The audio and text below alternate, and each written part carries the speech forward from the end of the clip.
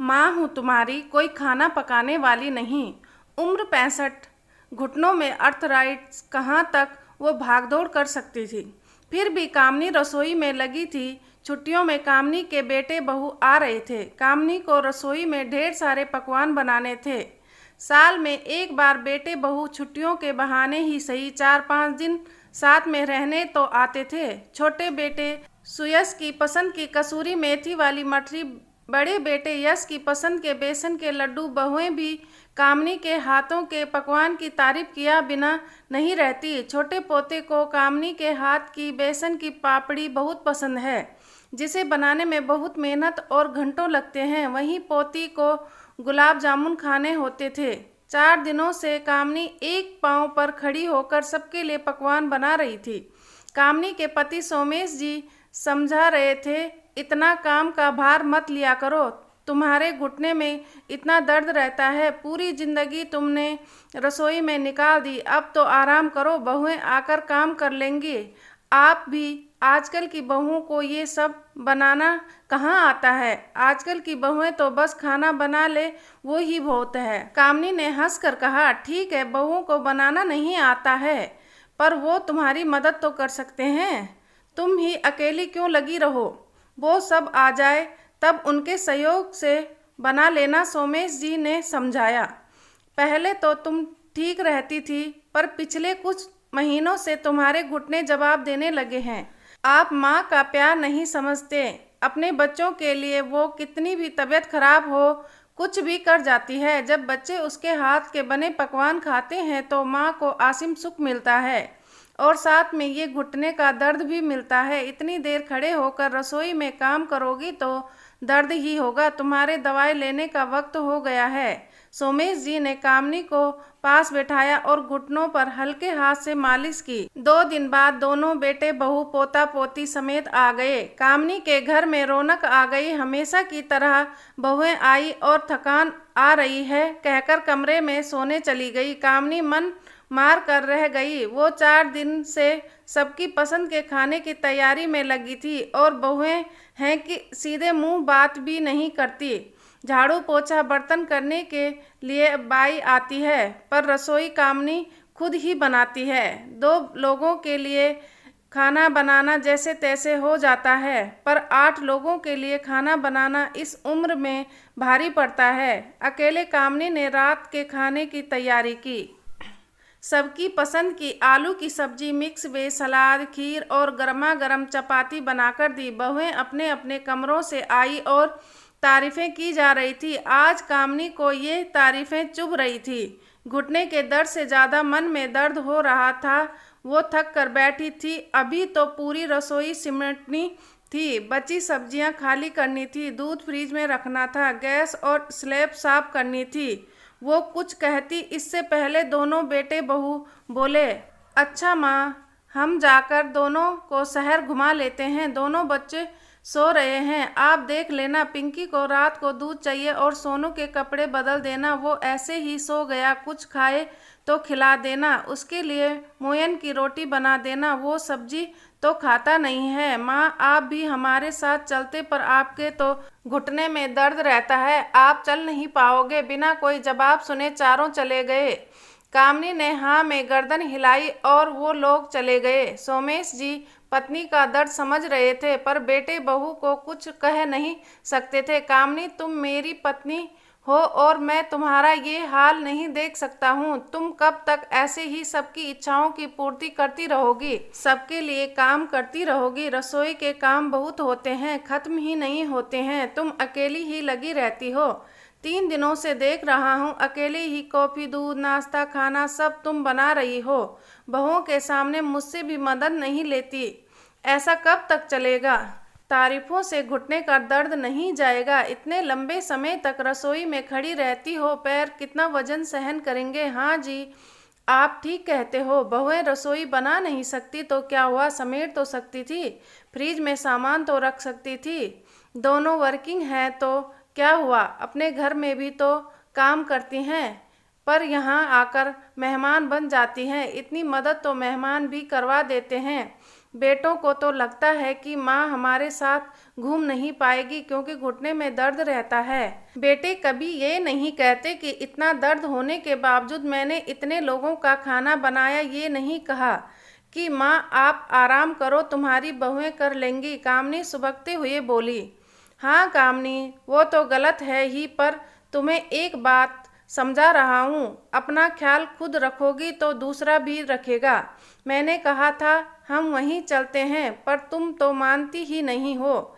ये घर मुख्य घर है, सबको यहीं आना चाहिए। कुछ दिनों के लिए हम वहाँ चलते हैं तो इस बहाने तुमको भी आराम मिल जाएगा और कुछ जीवन में बदलाव आ जाएगा। अगले दिन दोनों बेटों ने मिलकर पिकनिक का कार्यक्रम बनाया।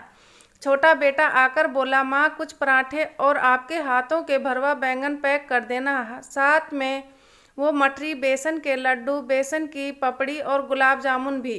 पराठे थोड़े ज़्यादा बना देना क्योंकि शाम को देर हो जाएगी आने में। कामनी ने पहले सुना फिर बोली, सुयश सारा खाना बन जाएगा, पर तुझे तो पता है कि तेरी माँ के घुटने दर्द करते हैं। तू ऊपर से दोनों बहुओं को भेज दे, हम मिलकर खाना बना लेंगे।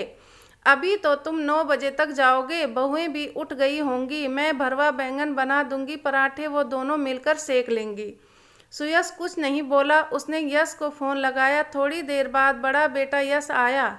माँ आपके घुटने में दर्द है तो आप आराम करिए, खाना हम बाहर खा लेंगे। अब वो दोनों भी वर्किंग हैं, दोनों को छुट्टियों में आराम चाहिए। यहाँ भी आकर रसोई में लगा दे तो उनको चेंज कैसे मिलेगा? हम बाहर ही कुछ खा लेंगे। सुयश ने हाँ में हाँ मिलाई। कामनी फिर बोली, अच्छा है, तुम लोग खाना बाहर खा लेंगे, पर तुम्हारे पिताजी और मैं क्या खाएंगे? हम दोनों की तुम्हें जरा भी परवाह नहीं है। पत्नी के आराम और चेंज की परवाह है, पर माँ के घुटने के दर्द की जरा भी परवाह नहीं। उम्र हो गई है, तुम सबकी पसंद का खाना बनाते बनाते कभी अपने लिए कुछ सोचा नहीं। सर्दी हो या गर्मी, तुम सबकी पसंद के लिए खुद को रसोई में झोंक दिया। आज मेरे दर्द से ज़्यादा तुम्हें अपनी पत्नियों के आराम की चिंता हो रही है। मैं 3 दिन से रसोई में अकेली लगी हूँ, खाना बनाना तो दूर, तुम्हारी पत्नियाँ मदद कराने भी नहीं आती हैं। क्या मैंने तुम्हें ये ही संस्कार दिए हैं? छुट्टियों का मतलब होता है सब मिलकर साथ में घूमें, मस्ती करें, साथ में काम भी करें। ये नहीं कि एक माँ रसोई में खपती रहे और बच्चे मज़े करते रहें। क्या चेंज मुझे नहीं चाहिए? साल भर तुम सबका इंतज़ार करती हूँ, तुम्हारी पसंद के लिए खुद को रसोई में झोंक देती हूँ, अपने दर्द और आराम की परवाह नहीं करती।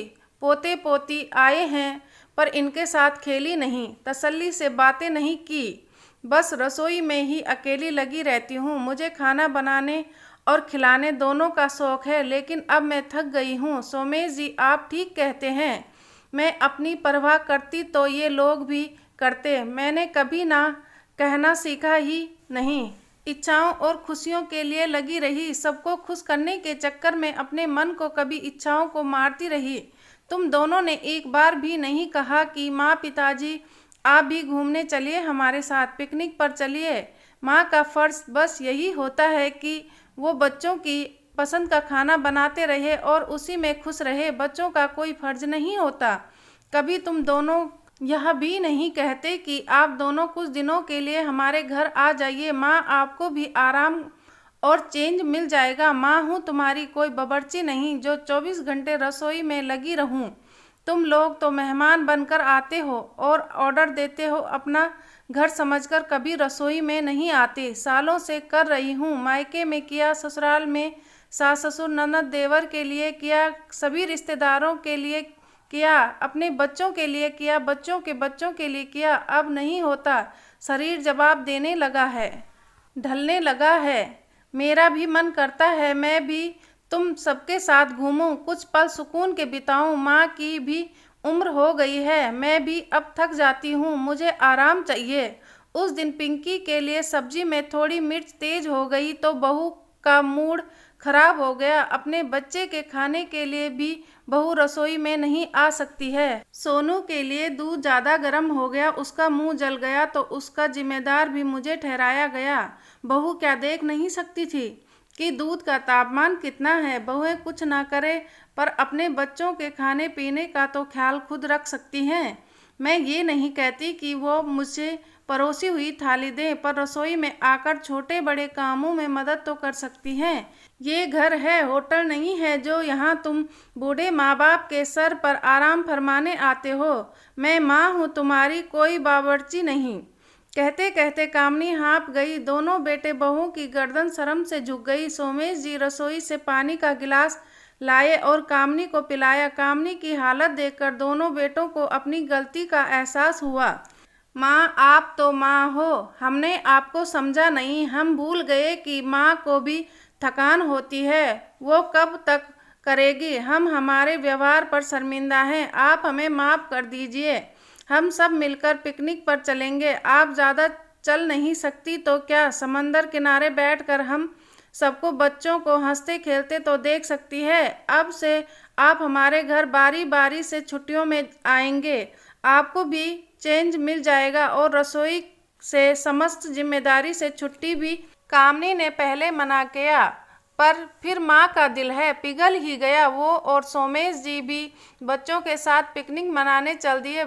ऐसा अक्सर होता है, हम माँ से अपनी फरमाइशें पूरी करवाते हैं, पर ये भूल जाते हैं कि एक उम्र के बाद माँ भी थक जाती है। सालों से रसोई घर संभालते संभालते उन्हें भी कोफ्ता होने लगती है।